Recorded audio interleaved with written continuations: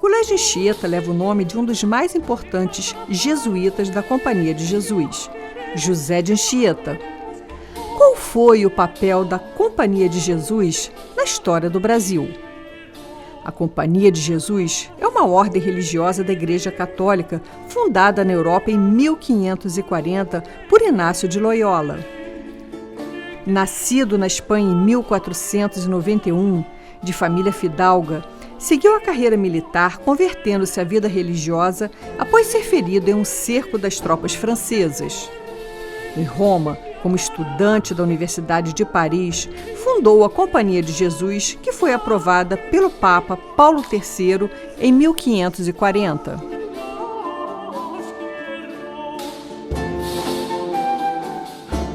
Essa companhia foi fundada em pleno desenrolar do movimento de reação da Igreja Católica contra a reforma protestante, sendo os jesuítas considerados um dos principais agentes da Contra-Reforma.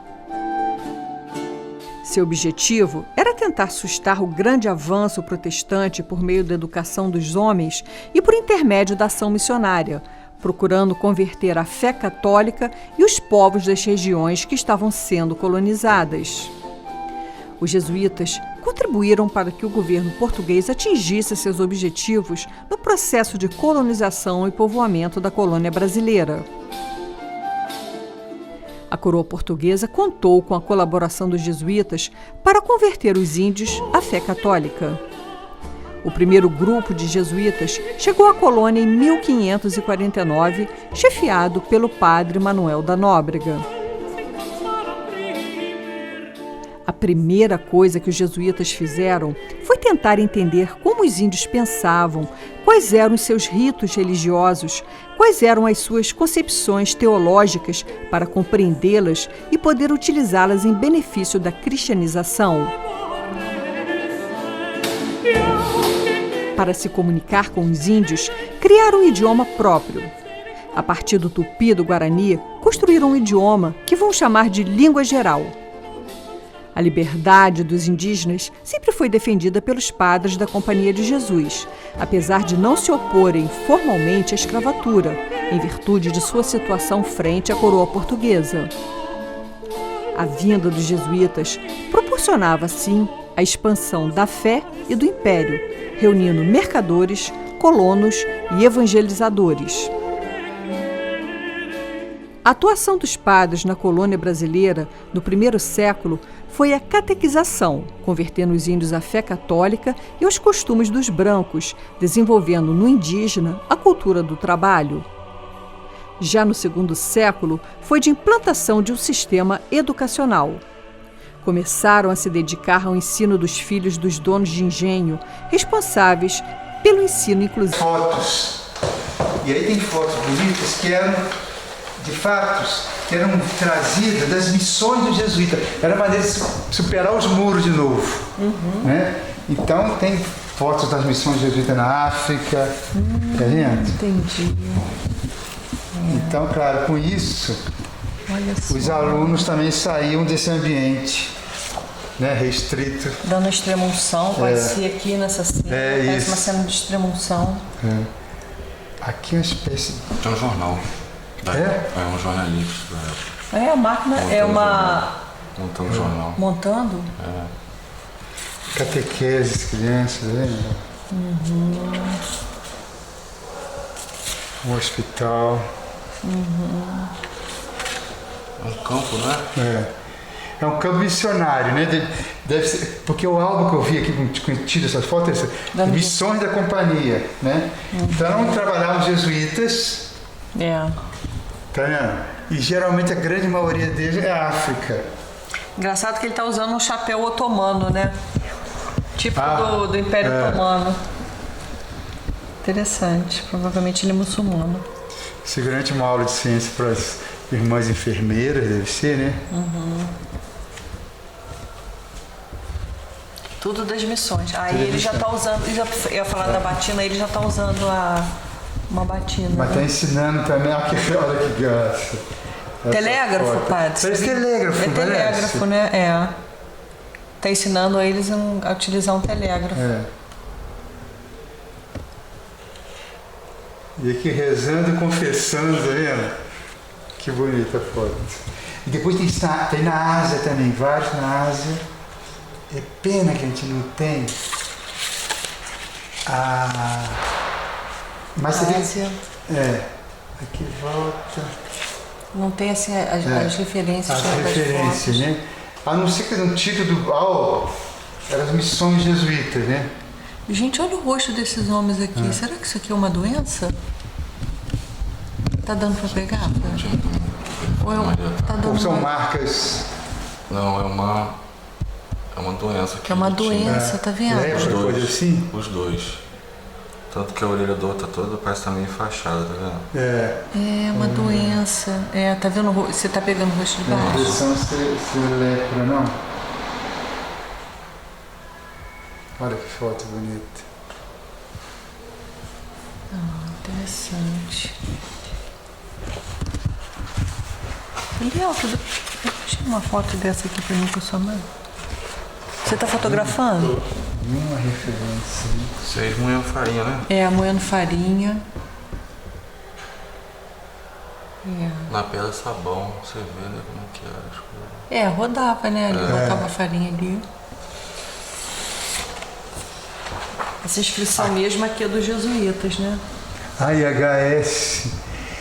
Não tem nada. Quer dizer, não, na verdade, isso era de São Bernardino de Sena.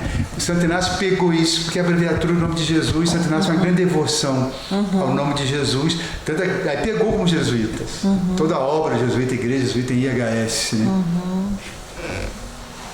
Agora esse pessoal da Indonésia, alguma coisa assim, um tipo de... Isso aqui parece mais... Essas fotos devem mostrar aos alunos, né, essas missões jesuíticas, Isso. né? E é diferente cultura, né? Olha que fantástica essa foto. Aqui ensinando as crianças a fazer o nome do pai.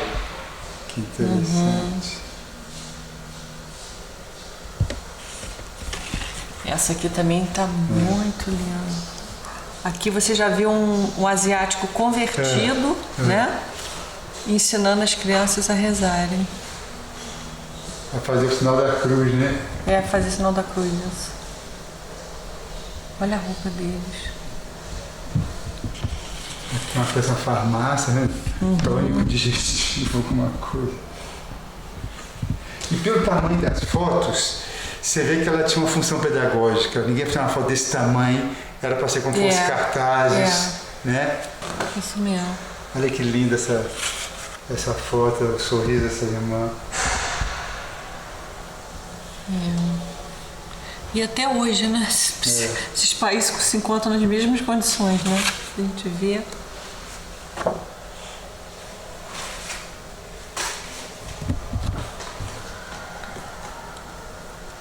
A riqueza mesmo, né?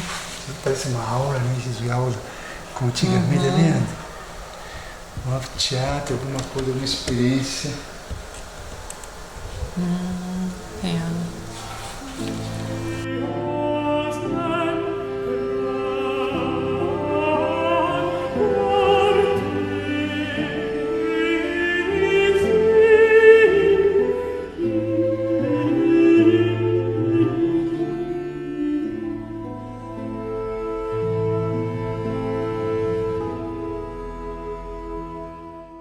Me parece que a pedra fundamental de instalação do Colégio Anchieta teve um ritual maçônico. Isso é correto?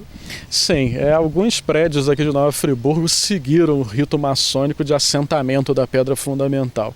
Há uma diferença muito grande entre pedra angular e pedra fundamental. São dois ritos diferentes maçônicos com fins diferentes também. No Anchieta foi assentada a pedra fundamental. Essa pedra é uma pedra grande, normalmente uma pedra aí quase de 1 metro por 1 metro e talvez com 1,5, 2 de profundidade. Essa pedra é escavada, então ela vira uma urna e normalmente no rito maçônico chama-se autoridades locais, normalmente um grão-mestre de alguma loja maçônica é quem faz esse rito de lançamento. No caso do Anchieta, foi convidados algumas das autoridades, o prefeito, o barão de Duas Barras estava presente, o conde de São Clemente, o filho dele, o segundo barão de São Clemente. Tinha um grupo, o Carlos Éboli, então tinha um grupo ali reunido, e dentro dessa pedra é posto a planta da escola, dentro de um tubo metálico vedado, é posto dentro da pedra, jornais da época, notas de dinheiro da época, moedas da época ali dentro. É uma cápsula do tempo que hoje está tão na moda a juventude fazer, é uma cápsula do tempo. Então isso tudo é posto dentro da pedra, e essa pedra é fechada com uma tampa. E essa tampa é fechada com uma trolha de prata, que é uma colezinha de pedreiro de prata, que é feita para esse dia. Aí a pessoa que está lançando faz o fechamento com a argamassa e é tampado. Acima dessa pedra, ou próximo a essa pedra, começa-se a construção. A do Colégio Anchieta tem um lugar determinado, se não me falha a memória, na fachada poente do colégio, numa das quinas está essa pedra. E ali está guardada essa memória toda. E a princípio até o Vidal me parece ter sido também maçom, até esse túmulo remete um pouco esses atributos maçônicos ali. E é feito esse lançamento e logo em seguida é feita a construção do colégio. Eu gostaria que você comentasse agora um pouco sobre o estilo do teatro do Colégio Anchieta, que chama atenção, né? Eu acho que assim, é um capítulo à parte ali dentro do próprio colégio.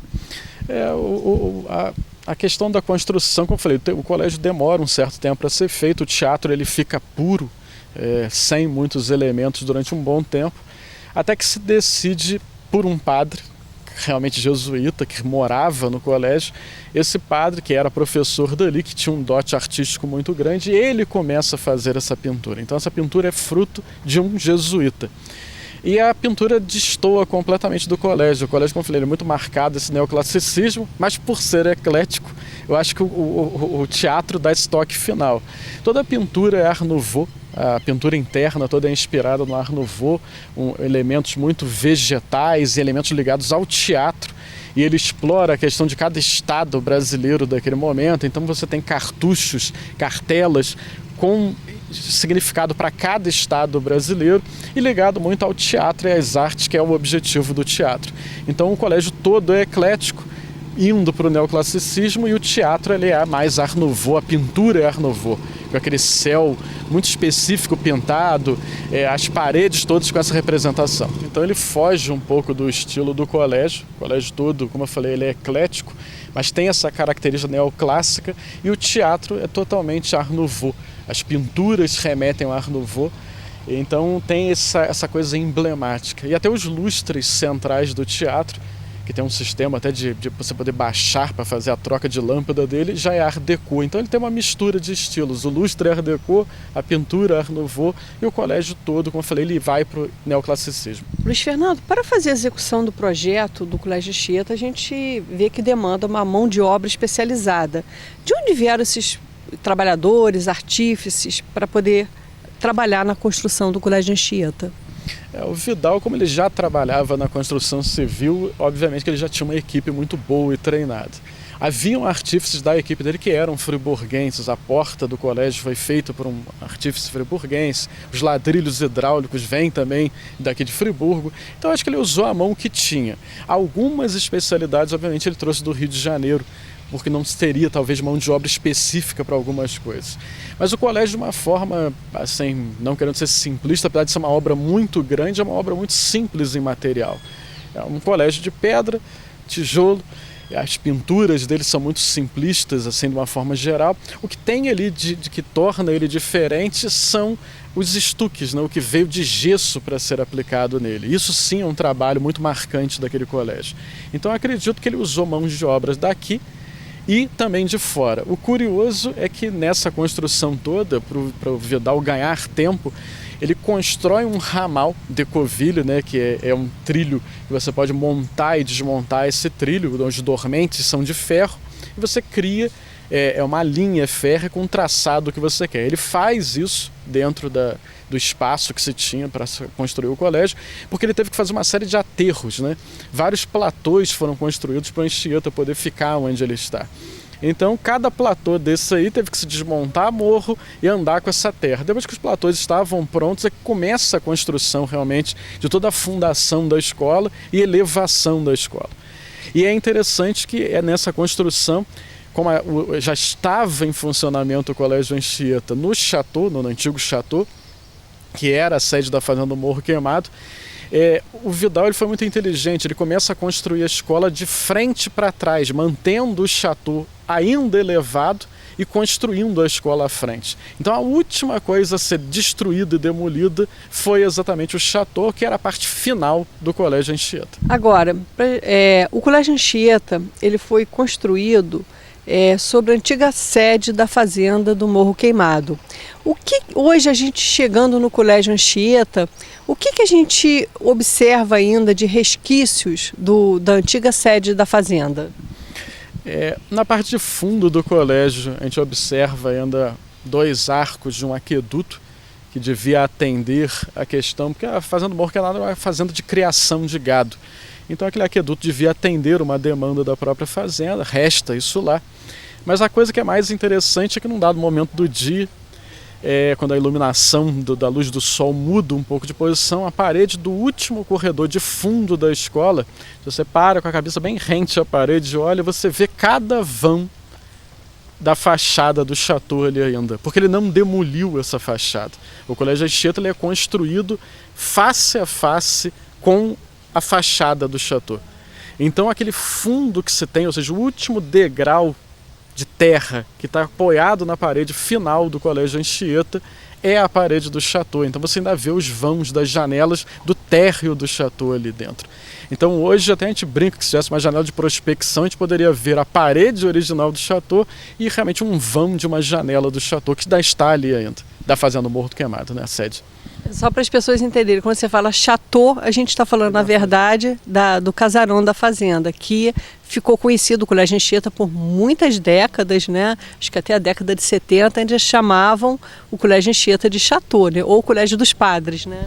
Sim, o Chateau foi chamado porque Chateau vem dessa coisa do castelo ali, que foi francês, que foi a sede do poder municipal de Friburgo no início da colonização suíça. Ali era o prédio talvez mais sofisticado, então foi usado como sede do poder público. E era a única construção no centro da cidade colonial, né? Era uma construção colonial verdadeira, o Chateau. E restou, essa parede de fundo ainda é esse vestígio da Fazenda do Morro Queimado. Então, além do aqueduto, tem ainda esse vestígio que está dentro do próprio colégio. Luiz Fernando, você como arquiteto historiador, o que mais te chama a atenção e surpreende em relação à construção do Colégio Anchieta? Eu acho que hoje a maior curiosidade do colégio, e ao mesmo tempo é uma curiosidade, gera um pouco de pena em mim ver, mas eu acho que é interessante até para o friburguense que puder lá notar isso. O jesuíta ele tem essa questão de ser muito forte, a questão da fé e da ciência. Todo jesuíta quase tem 2 ou 3 formações, além da teologia, se forma em alguma outra área. Até no alto do Anchieta tem lá a estátua da fé, uma representação da fé e uma representação da ciência. E o curioso do colégio é que a fé não está presente na arquitetura, né? A igreja nunca construiu, né? A capela do colégio nunca existiu, nunca saiu do projeto. E é interessante que talvez pela pressa da questão do ensino ser muito rápido, conclui-se o corpo central do Anchieta, onde era a escola, onde era o lugar que os padres residiriam, constrói-se o teatro, e a outra ala, que o prédio é todo simétrico, então a mesma ala que tem do teatro teria uma outra ala igual do outro lado, do lado esquerdo de quem olha ali de frente, seria a capela do colégio, e a capela nunca foi construída. Mas é interessante um outro quesito muito curioso também ligado a esse rito maçônico, o Vidal ele coloca as pedras de engate na parede do colégio. Se você vai do lado esquerdo, hoje obviamente é uma construção que isso talvez eu não concorde tanto, não deveria existir aquela escada e aquela rampa, e aquela cobertura da rampa do lado esquerdo, porque aquilo atrapalha essa visão. Se você para ali e você olha para a fachada lateral do colégio, você vai ver que é exatamente onde o corredor do colégio termina, tem umas 5 ou 6 pedras saindo da parede do colégio. São as pedras de engate. Isso em arquitetura era muito usado quando você tinha o intuito que alguém concluísse a obra e era um rito maçônico isso também, você colocava as pedras de engate e deixava na fachada, para simbolizar que está faltando alguma coisa ali. Então nunca foi construída essa capela. Está no projeto, tem um projeto dela feito, mas nunca foi realizado. Então o colégio ele só tem a ala central e a ala de um lado onde está o teatro. A outra ala que seria idêntica, um corpo idêntico, não foi feito onde era a capela. No final improvisou-se. O colégio teve 3 capelas na história dela e a capela foi improvisada internamente ao colégio. Mas as pedras de engate ainda estão na parede. Acho que esse é o elemento talvez que mais chame a atenção, além de ser realmente a sede do Morro Queimado, da Fazenda do Morro Queimado, ser ali. Eu acho que o colégio tem uma importância para Friburgo maior do que o próprio colégio em si, por ser realmente um nascedor da cidade, ser ali naquele local.